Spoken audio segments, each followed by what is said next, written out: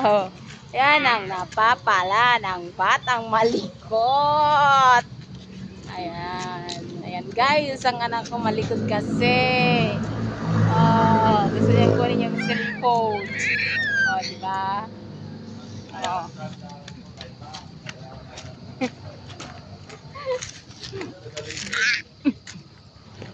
Lah, lah. Ano mo yung langit to?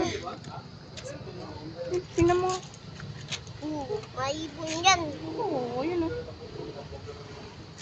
Ang mga ibon na nadapa si Caesar ay anak ng Diyos. Hindi kumukupas. Nadapa ang anak ko na malikot. Ay, yan. Gungunam.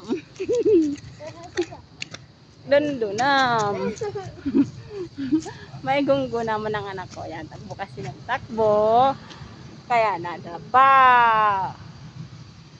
Ayan guys. Takbo kasi ng takbo. Hindi.